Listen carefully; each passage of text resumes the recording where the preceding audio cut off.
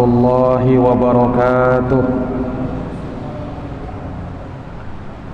Alhamdulillah, alhamdulillahi rabbil alamin, wa bihi nasta'inu ala umurid dunya waddin.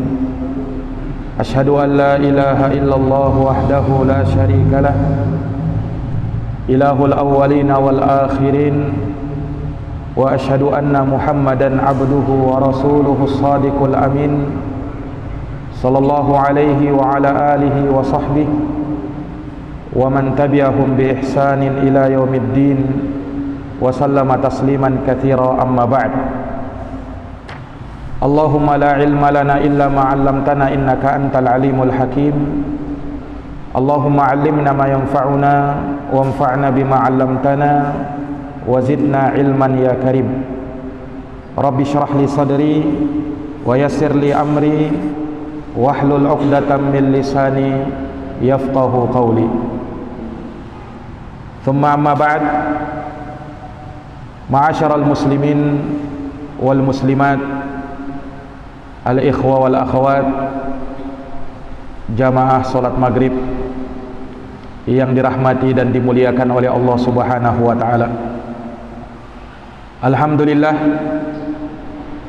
alhamdulillah bi ni'matihi tatimmu shalihat. Segala puji hanya bagi Allah yang dengan nikmat-nikmatnya tertunai segala amal-amal kebajikan. Salawat dan salam semoga terhatur limpahkan kepada junjungan kita Nabi Agung, Nabi besar Muhammad sallallahu alaihi wasallam, kepada keluarga dan para sahabat serta orang-orang yang senantiasa meniti jalannya sampai hari kiamat. Kaum muslimin dan muslimat, hadirin wal hadirat, jamaah Masjid Baitul Makmur yang dirahmati dan dimuliakan oleh Allah. Pada malam hari yang berbahagia ini, dengan taufik dari Allah Subhanahu wa taala, kita dapat dikumpulkan di masjid yang mulia ini guna kita menjalankan salah satu kewajiban kita, salat maghrib secara berjamaah, yang kemudian kita lanjutkan dengan duduk sejenak mendengarkan ayat-ayat Allah Subhanahu wa taala dan hadits-hadits Rasulullah sallallahu alaihi wasallam. Semoga kita yang hadir di tempat ini mendapatkan kabar gembira seperti yang disabdakan oleh Nabi sallallahu alaihi wasallam, wajabat mahabbati lil mutajalisina fiyya. Allah Subhanahu wa taala pasti akan mencintai orang-orang yang saling bermajelis, tidak lain dan tidak bukan dia lakukan karena saya, yaitu karena Allah Subhanahu wa taala. Maka di awal majelis ini senantiasa kita meluruskan niat-niat kita agar semata kita tujukan untuk mengharapkan wajah Allah Subhanahu wa taala dan keridhaannya. Para jamaah yang dirahmati dan dimuliakan oleh Allah, untuk itu di kitab Riyadhus Shalihin yang akan kita bahas pada malam hari ini, kita akan masuk pada bab yang pertama yang beliau sebutkan, yaitu babun al-ikhlasu wa ihdarun niyati fi jami'il a'mali wal aqwal al-barizati wal khafiyah.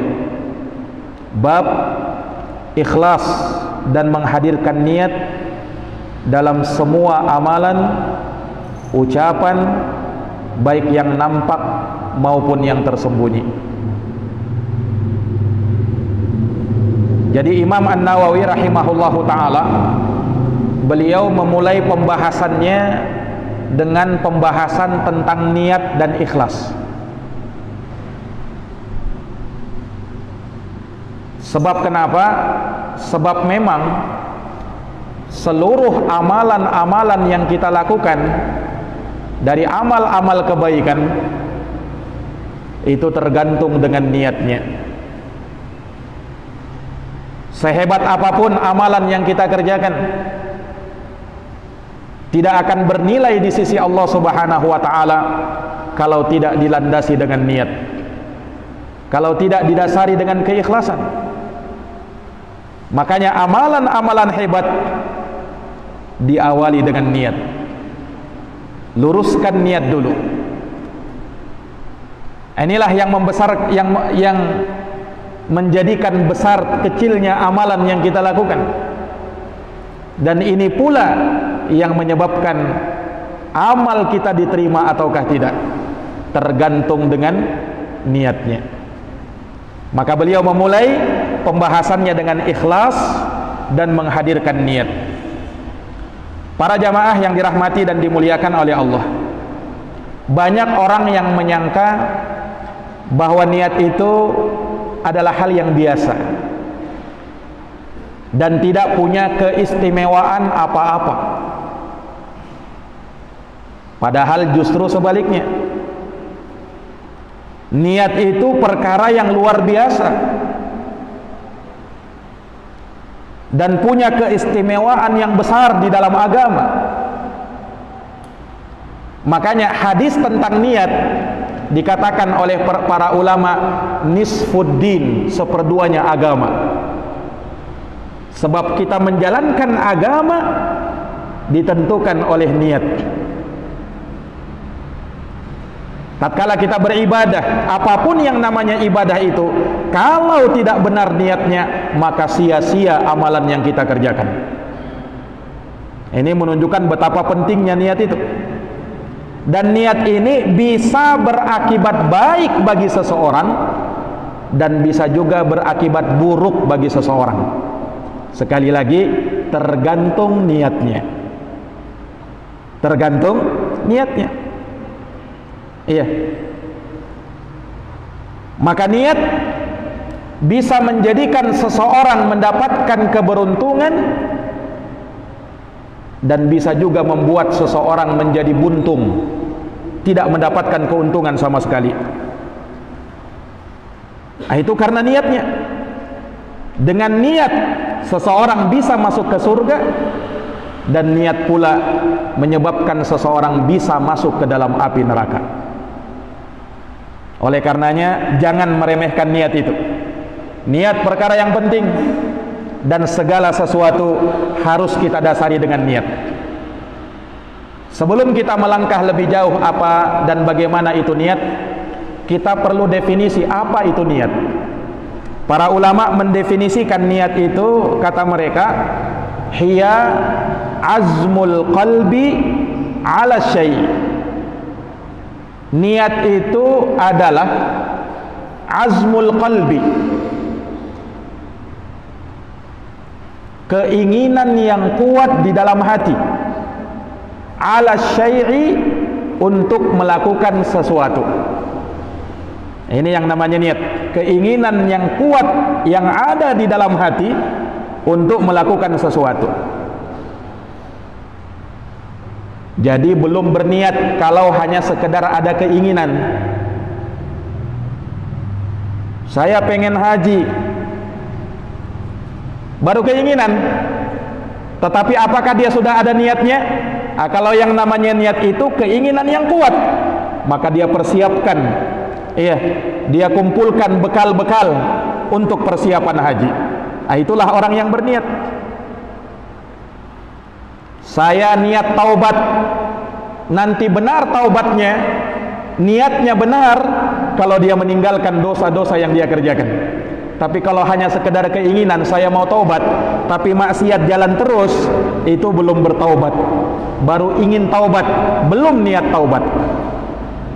Karena yang namanya niat harus ada keinginan azmul qalbi, keinginan yang kuat di dalam hati untuk melakukan suatu amalan. Ini para jamaah sekalian yang dirahmati dan dimuliakan oleh Allah Subhanahu wa taala. Nah, sesuatu yang mau dikerjakan ini kadang kala baik, kadang kala buruk. Artinya tidak semua pekerjaan kita baik. Ada juga pekerjaan yang buruk. Nah, pekerjaan yang baik tidak mesti niatnya baik. Artinya ada orang yang melakukan amalan yang baik tapi niatnya buruk. Tidak mesti amalan itu baik kemudian niat orang itu baik, belum tentu. Amalannya boleh baik, zahirnya boleh baik, tapi lihat batinnya, lihat niatnya, apakah lurus atau tidak. Contoh misalnya amalan sedekah, ini baik? Tentu baik. Amalannya baik, tapi orang yang bersedekah belum tentu baik.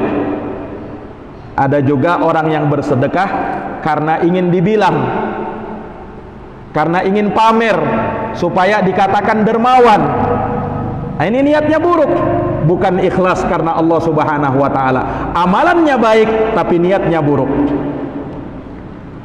Ada orang yang datang ke masjid, bagus datang ke masjid untuk beribadah kepada Allah Subhanahu wa taala. Tapi ada juga orang yang datang ke masjid niatnya berbeda. Pengen cari sandal di masjid, nyuri sandal.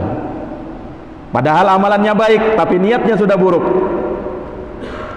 Nah, ini para jamaah yang dirahmati dan dimuliakan oleh Allah. Dan semua amalan baik bisa dihinggapi oleh niat-niat yang buruk. Sekali lagi tergantung niatnya. Nah, ini para jamaah yang dirahmati dan dimuliakan oleh Allah.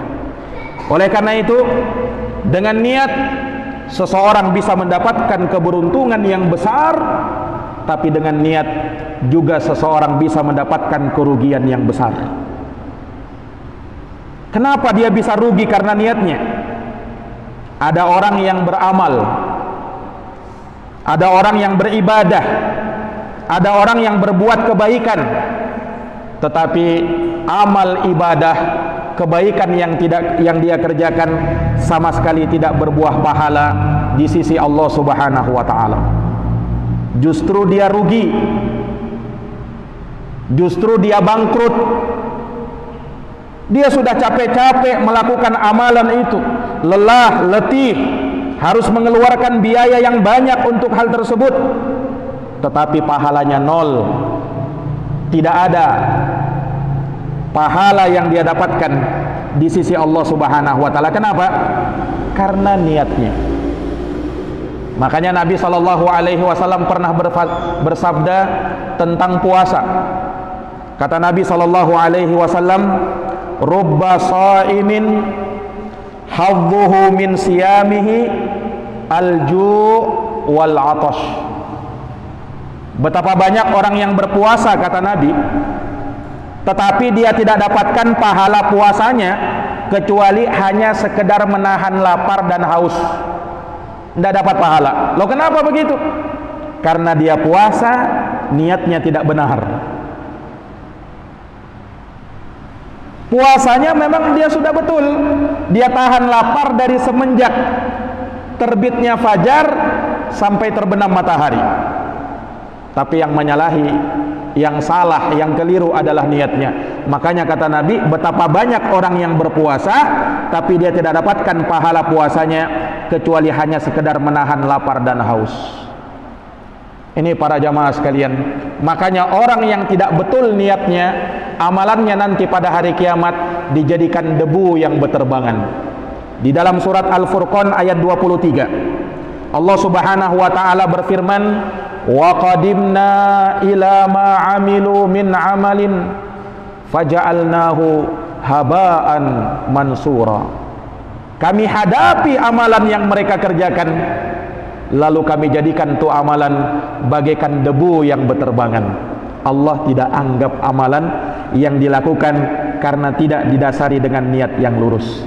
Niatnya rusak, tidak ada keikhlasan kepada Allah Subhanahu wa taala, maka dia tidak akan dapatkan pahala dari amalan yang dia kerjakan. Bahkan bukan hanya tidak sekedar dapatkan amalan, tidak sekedar dapatkan pahala dari amalan, dia pun terancam dengan neraka.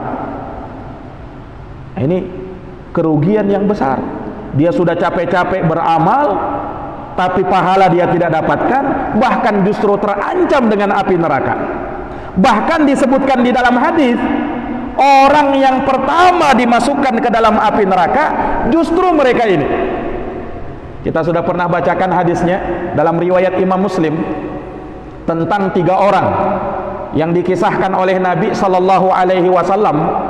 Yang 3 orang ini punya amalan besar. Yang satu mujahid fisabilillah, orang yang berperang berjihad di jalan Allah. Amalannya luar biasa. Tatkala dia meninggal, Allah ingatkan kepada dia nikmat-nikmat, kemudian dia tertipu dengan hal tersebut. Dia menyangka bahwa dirinya telah berjihad. Allah katakan, kau telah dusta. Kau itu kan berperang berjihad supaya dikatakan sebagai seorang pahlawan, supaya dikatakan seorang pemberani. Itu sudah kau dapatkan, tapi pahalaku kau tidak dapatkan, kata Allah. Maka dia diseret di atas wajahnya, dilemparkan ke dalam api neraka. Na'udzubillahi min dzalik. Orang yang kedua apa? Orang yang membaca Quran, mahir di dalam membaca Quran. Orang-orang terkesima ketika dia membaca Al-Quran. Tetapi apa yang terjadi ketika dia meninggal? Kemudian Allah tanya kepada dia, dia tertipu dengan amalannya. Dia menyangka bahwa dia ikhlas dalam beramal, tapi Allah katakan, kau dusta. Kau kan baca Quran supaya dikatakan qari, supaya dikatakan ahli baca Quran, supaya orang memujimu, dan itu kau sudah dapatkan. Pahalaku kau tidak dapatkan. Diseret di atas wajahnya, dilemparkan ke dalam api neraka. Orang yang ketiga, orang yang dikatakan dermawan, dia suka menyumbang, didatangkan pada hari kiamat. Ternyata orang ini lagi-lagi tertipu dengan amalannya. Dia menyangka bahwa dirinya sudah bersedekah, mengeluarkan hartanya di jalan Allah. Allah bantah dia dengan katakan, kadzabta, kau telah dusta. Tetapi kau lakukan semua itu supaya dikatakan jawad, supaya dikatakan orang dermawan, suka menyumbang. Itu niatmu kan? Kau sudah dapatkan pujian itu, pahalaku kau tidak dapatkan. Maka dia diseret di atas wajahnya, dilemparkan ke dalam api neraka. Apa masalah 3 orang ini, Pak? Apa masalah 3 orang ini? Amalannya besar kan? Bukan sembarang amalan. Berjihad, membaca Quran, bersedekah. Tapi apa yang menjadi masalah dia? Niatnya. Niatnya. Ini para jamaah yang dirahmati dan dimuliakan oleh Allah Subhanahu wa taala. Inilah orang yang merugi gara-gara niat. Namun di sana ada orang yang mendapatkan keberuntungan yang besar gara-gara niat. Bahkan belum dia beramal, dia sudah dapat pahala. Kenapa? Gara-gara niat.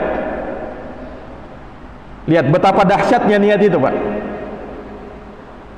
Di satu sisi dia menjadi kerugian terbesar bagi seseorang, tapi di sisi lain dia akan menjadi keberuntungan yang terbesar bagi seseorang. Tergambar enggak kita? Ada orang yang belum beramal tapi dia sudah dapat pahala. Gara-gara niat. Belum beramal ini. Bagaimana lagi kalau dia sudah beramal? Belum beramal aja dia sudah dapat pahala. Kenapa? Karena niatnya. Ini para jamaah sekalian yang dirahmati oleh Allah. Makanya ulama mengatakan bahwa amalan yang biasa, pekerjaan yang biasa kita lakukan, aktivitas-aktivitas keseharian yang kita lakukan, itu bisa berbuah pahala. Kapan? Kalau diniatkan dengan kebaikan. Amalan-amalan yang sifatnya mubah, Pak. Kan dalam Islam itu hukum agama itu kan ada 5. Ada wajib, ada sunnah, ada mubah, ada makruh, ada haram. Kalau wajib dikerjakan berpahala, ditinggalkan berdosa. Kalau sunnah dikerjakan berpahala, ditinggalkan tidak berdosa. Kalau mubah tidak ada dosa, tidak ada pahala. Kalau makruh dikerjakan tidak berdosa, ditinggalkan lebih utama. Kalau haram dikerjakan berdosa, ditinggalkan berpahala. Nah, mubah itu kan tidak ada dosa, tidak ada pahala. Tetapi yang mubah ini bisa berbuah pahala ketika kita niatkan kebaikan. Disinilah pentingnya niat itu para jamaah sekalian yang dirahmati dan dimuliakan oleh Allah. Makanya pernah diriwayatkan dari sahabat Mu'ad bin Jabal radhiyallahu taala anhu, sebagaimana dalam riwayat Imam Al-Bukhari, Nabi sallallahu alaihi wasallam atau Mu'ad bin Jabal radhiyallahu anhu berkata, ahtasibu fi naumati kama ahtasibu fi qaumati. Kata beliau, aku mengharapkan pahala dengan tidurku ini sebagaimana aku berharap pahala dengan solatnya aku di malam hari. Kata Mu'ad bin Jabal, sahabat yang mulia, aku berharap dengan tidurnya aku di malam ini sebagaimana aku berharap pahala dengan qiyamul lail yang aku kerjakan. Kenapa bisa begitu? Padahal tidur kan sifatnya mubah. Asalnya orang tidur itu tidak dapat pahala, juga tidak berdosa. Tetapi bisa berbuah pahala ketika dia niatkan kebaikan dengan dia tidur. Dia tidur di malam hari, dia niat, saya tidur ini dalam rangka untuk kuat beribadah kepada Allah nanti sholat subuh. Atau saya tidur awal malam ini supaya bisa bangun qiyamul lail. Dia niatkan begitu, maka tidaklah dia tidur, melainkan dia akan mendapatkan pahala di sisi Allah Subhanahu wa taala. Kenapa? Karena niatnya. Ini para jamaah sekalian yang dirahmati dan dimuliakan oleh Allah Subhanahu wa taala. Jadi amalan-amalan mubah, muamalah keseharian, bahkan tatkala seorang bercengkrama dengan istrinya, itu bisa berbuah pahala kalau dia niatkan ibadah. Bahkan tatkala dia berhubungan suami istri bisa bernilai pahala. Makanya kata Nabi apa? Wa fi bud'i ahadikum shadaqah. Kalian mendatangi istri kalian itu bernilai sedekah kalau diniatkan sedekah. Ya, kalau dia hanya sekedar datang saja, ya tidak dapat pahala, Pak. Tapi kalau dia niatkan itu, ini saya menunaikan apa yang menjadi hak istri saya, ya, maka tidaklah dia melakukannya melainkan bernilai ibadah di sisi Allah Subhanahu wa taala. Persis seperti sabda Nabi, wa fi bud'i ahadikum shadaqah. Kalian mendatangi istri kalian itu sedekah. Kalau diniatkan. Ini para jamaah yang dirahmati dan dimuliakan oleh Allah Subhanahu wa taala. Iya, makanya betapa banyak aktivitas-aktivitas keseharian kita bernilai ibadah manakala kita niatkan ibadah kepada Allah Subhanahu wa taala. Kita makan, kita minum, bisa bernilai ibadah. Ya, kalau diniatkan ibadah. Ini para jamaah sekalian. Kemudian apa yang menjadi tugas kita? Apa yang menjadi kewajiban kita juga bisa bernilai ibadah kalau diniatkan ibadah. Apa yang menjadi tugas kita? Apa yang menjadi kewajiban kita? Seorang kepala rumah tangga misalnya, seorang suami berkewajiban menafkahi anak dan istrinya. Maka tatkala dia bekerja mencari nafkah, maka ketika dia niatkan ibadah, maka tidaklah keringat yang bercucuran dari badannya, melainkan itu berbuah pahala di sisi Allah Subhanahu wa taala. Jadi bekerja juga bisa beribadah. Kapan? Kalau dia niatkan. Ini para jamaah yang dirahmati dan dimuliakan oleh Allah. Makanya Nabi bersabda dalam hadis yang diriwayatkan oleh Imamul Bukhari dan Imam Muslim, "Innaka lan tunfiqa nafaqatan tabtaghi biha wajha Allah illa ujirta 'alaiha hatta ma taj'alu fi fami imra'atik." Kata Nabi sallallahu alaihi wasallam, sesungguhnya tidaklah kamu memberikan nafkah kepada orang yang kau wajib berikan nafkah, yang dengannya kau harapkan wajah Allah Subhanahu wa taala, melainkan engkau dapat pahala karena itu. Jadi tatkala kita memberikan sesuatu untuk anak istri kita, jangan dikira itu tidak bernilai ibadah, Pak. Itu juga bernilai ibadah. Itu juga bernilai ibadah. Iya, ketika kita meniatkan dengannya wajah Allah Subhanahu wa taala. Hatta ma taj'alu fi fami imra'atik, sampai-sampai sesuap nasi yang kau berikan kepada istrimu, maka itu pun bernilai pahala di sisi Allah Subhanahu wa taala. Makanya jangan remehkan juga orang yang bekerja itu. Iya, mereka pun dengan kerjaannya itu bisa bernilai pahala, bisa bernilai ibadah di sisi Allah Subhanahu wa taala, asalkan dia tidak tinggalkan ibadah yang sesungguhnya. Nah, jangan juga orang itu karena bekerja, oh ini kerja, ini ibadah, ini dia tinggalkan sholat. Nah, ini lain lagi ini. Sholat tetap dia kerjakan. Jangan beralasan karena kerjaan tinggalkan sholat, jangan. Jangan beralasan, oh ini kan ibadah juga Ustaz, saya bekerja ini ibadah juga ini. Itu asalnya mubah kalau kau niatkan ibadah betul. Tapi kalau dia tinggalkan sholat, dia tinggalkan ibadah yang sesungguhnya, dosa dia dengan hal tersebut. Nah, maka jangan sampai para jamaah sekalian, pekerjaan menjadi alasan kita meninggalkan ibadah. Pekerjaan menjadikan alasan kita untuk meninggalkan sholat. Karena sholat sudah menjadi kewajiban umat Islam, ya, dalam sehari dan semalam. Para jamaah yang dirahmati dan dimuliakan oleh Allah, disebutkan dalam hadis yang diriwayatkan oleh Imam Tabrani, ada seseorang dilihat oleh para sahabat Nabi.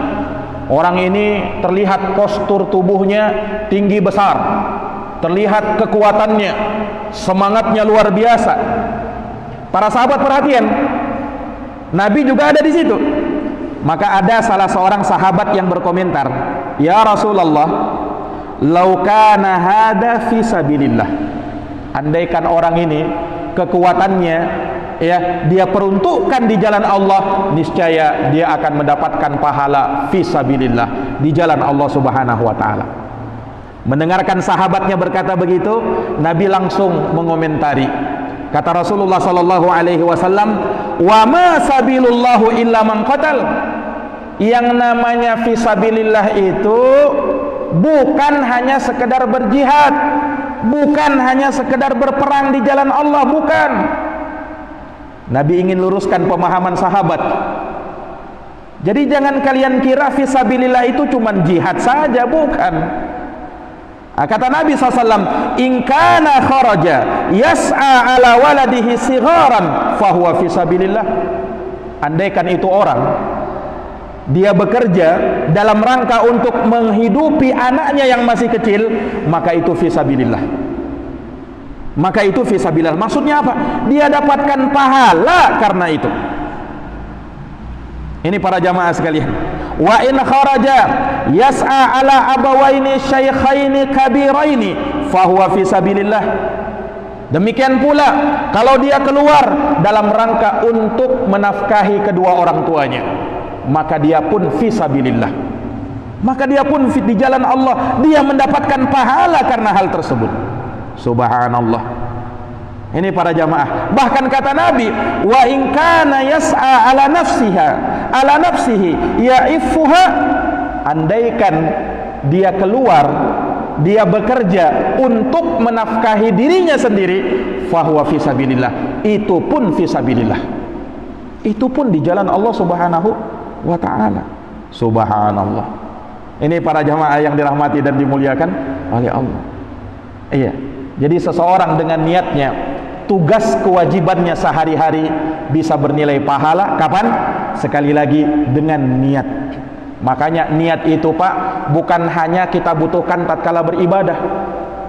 Niat itu bukan hanya kita butuhkan tatkala beribadah, bahkan tatkala kita melakukan kebiasaan keseharian kita juga kita butuh niat supaya dapat pahala. Sebab kapan kalau tidak diniatkan, maka dia tidak berbuah apa-apa, tidak ada dosa, tidak ada pahala. Sebagaimana amalan mubah yang tadi kita jelaskan, yang namanya mubah itu amalan yang mubah, tidak ada dosa kalau dikerjakan, demikian pula tidak ada pahala.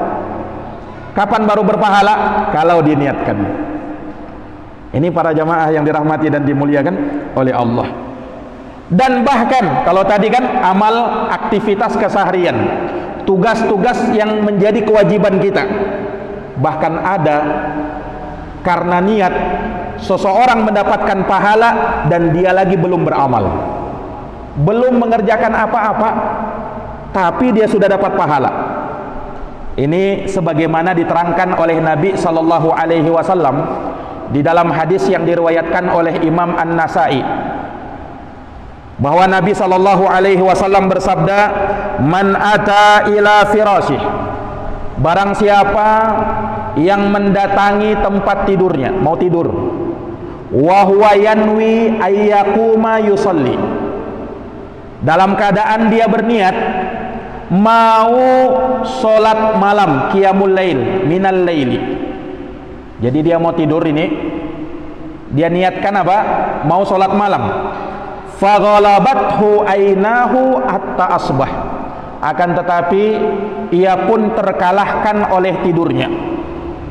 Ia pun terkalahkan oleh tidurnya hatta asbah, sampai subuh. Dia tidak bisa bangun, Pak. Tadi niatnya sholat malam, tapi tidak bangun sampai subuh. Kata Nabi, kutibalahu manawa, dituliskan baginya pahala sesuai dengan niatnya. Wa kana naumuhu sadaqatan alaihi min rabbih azza wajal. Adapun tidurnya itu, maka hal tersebut sebagai sedekah dari Allah Subhanahu wa taala kepada dirinya. Nah, inilah ada orang yang belum beramal tapi dia sudah dapat pahala. Pahala nih niat. Ini para jamaah sekalian yang dirahmati dan dimuliakan oleh Allah. Ini kan belum beramal ini, tapi sudah dituliskan baginya pahala seperti orang yang mengerjakan qiyamul lail. Seperti orang yang mengerjakan qiyamul lail, padahal dia belum qiyamul lail, tapi niatnya yang jujur itu Allah tuliskan sebagai pahala. Ini para jamaah yang dirahmati oleh Allah. Makanya ya, niatkan ketika kita tidur supaya kita dapat pahala terus tiap malam. Tetapi betul-betul mau sholat ya, jangan mengakal-akali. Ini paling saya sebentar nanti ndak sholat juga ini, biar aja lah. Oh, ndak begitu. Memang dia mau sholat, memang dia mau qiyamul lail, tapi qaddarullah wa masya'a fa'al, ternyata dia tidak bangun. Iya, dia tidak bisa bangun. Bangun pas azan subuh, sholat subuh, sholat qiyamul lail dia tidak sempat, maka dituliskan baginya pahala seperti orang yang qiyamul lail. Lihat betapa dahsyatnya niat itu ya kan. Belum beramal sudah dapat pahala. Ini para jamaah yang dirahmati dan dimuliakan oleh Allah Subhanahu wa taala. Maka ini menunjukkan betapa pentingnya niat. Makanya Imam Nawawi rahimahullahu taala membuka kitabnya Riyadhus Shalihin dengan bab niat. Dengan bab niat. Dan memang kalau kita lihat, Pak, buku-buku berkaitan dengan hadis atau fikih, mesti niat ini dijadikan bab yang pertama. Makanya kalau kita buka ya pembahasan di dalam kitab Sahih Bukhari, Imam Al-Bukhari memulai kitabnya dengan niat. Kitab Umdatul Ahkam juga tentang niat. Kitab Arba'in Nawawi juga tentang niat. Riyadhus Shalihin juga tentang niat. Menunjukkan betapa pentingnya niat itu. Nah, niat itu harus kita ikhlaskan karena Allah. Niat ikhlas karena Allah. Nah, sekarang ikhlas itu apa? Ikhlas itu kata ulama, ayyurada bil amali wajhallahi ta'ala la ghairah. Orang yang ikhlas artinya dia beramal semata-mata menginginkan wajah Allah Subhanahu wa taala, tidak ada yang lainnya. Jadi maksudnya wajah Allah. Maksudnya untuk mendapatkan kebaikan di negeri akhirat. Bukan karena menginginkan pujian dari manusia, bukan menginginkan ucapan syukur terima kasih dari orang, bukan menginginkan balasan dari manusia, enggak. Tetapi dia menginginkan balasan dari Allah Subhanahu wa taala. Tidak ada yang dia inginkan pujian manusia, sanjungan manusia, tetapi yang dia inginkan adalah sanjungan dan pujian dari Allah Subhanahu wa taala. Ini para jamaah sekalian yang dirahmati dan dimuliakan oleh Allah Subhanahu wa taala. Makanya di dalam Quran Allah Subhanahu wa taala sebutkan terkait dengan amalan orang yang memberi makan orang miskin. Innama nut'imukum liwajhillah la nuridu minkum jazaan wala syukura. Sesungguhnya kami ini tatkala bersedekah, tatkala menyumbang, tatkala memberi makan orang miskin, niat kami semata-mata karena wajah Allah. Kami tidak menginginkan dari mereka balasan. Jangankan balasan, ucapan terima kasih tidak. Makanya bermasalah kalau ada orang pas memberi, kemudian dia permasalahkan orang lain kalau tidak ucapkan terima kasih. Ya memang sudah menjadi adab orang yang diberi hendaknya bersyukur, ucap terima kasih. Tapi kalau kita sebagai pemberi jangan mengharapkan itu. Sebab apa Pak? Nanti bisa batal amalan kita, bisa mempengaruhi niat kita. Nah ini ayatnya ini, innama nut'imukum liwajhillah la nuridu minkum jazaan wala syukura.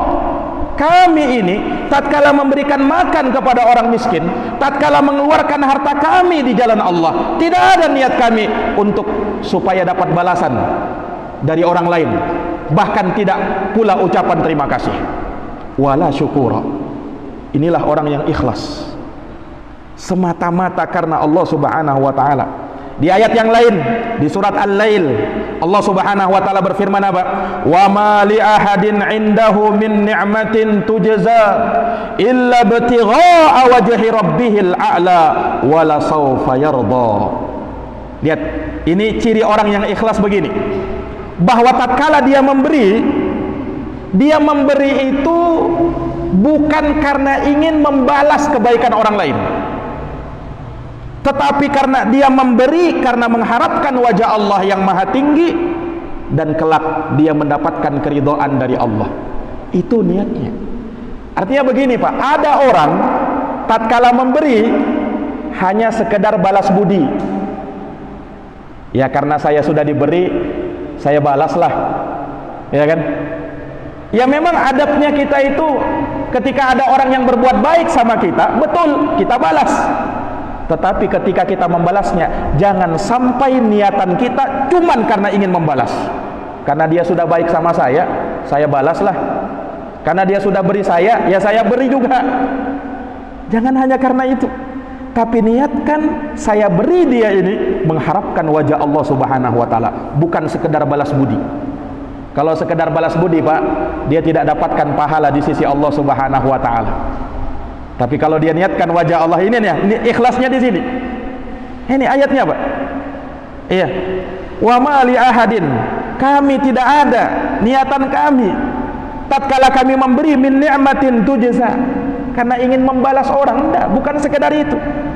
Illa batigha'a wajhi rabbihil a'la.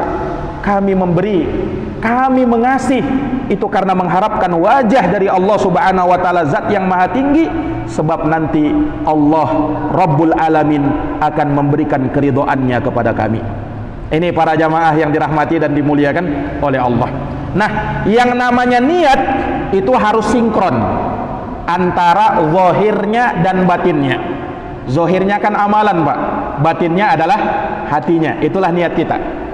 Dan Allah pertama kali lihat hati kita. Innallaha la yanzuru ila ajsamikum wala ila suwarikum wala ila amwalikum walakin yanzuru ila qulubikum wa a'malikum. Allah tidak melihat kepada rupamu, Allah tidak melihat kepada fisikmu, Allah tidak melihat kepada hartamu, tapi Allah lihat kepada niatmu, Allah lihat ke dalam hatimu. Itu yang menjadi pandangan Allah Subhanahu wa taala pertama kali. Makanya orang yang ikhlas, batin dan zahirnya harus sama. Makanya orang yang riya, lawannya ikhlas. Kalau dia sudah tidak ikhlas, zahirnya bagus, batinnya rusak. Batinnya rusak. Boleh jadi sama, luar biasa. Zahirnya kita lihat, Masya Allah, tapi batinnya. Ini para jamaah yang dirahmati dan dimuliakan oleh Allah Subhanahu wa ta'ala. Para jamaah yang dirahmati dan dimuliakan oleh Allah, mungkin demikian yang bisa kami paparkan pada pertemuan malam hari ini. Semoga bermanfaat, dan insyaallah taala akan kita lanjutkan pembahasan ini di pertemuan yang akan datang biidznillah taala. Jazakumullahu khairan atas perhatiannya, mohon maaf atas segala kekurangannya. Hadanallahu wa iyyakum ajma'in. Kita tutup dengan doa kafaratul majlis. Subhanakallahumma wa bihamdika asyhadu an la ilaha illa anta astaghfiruka wa atubu ilaik. Walhamdulillahi rabbil alamin. Wassalamu alaikum warahmatullahi wabarakatuh.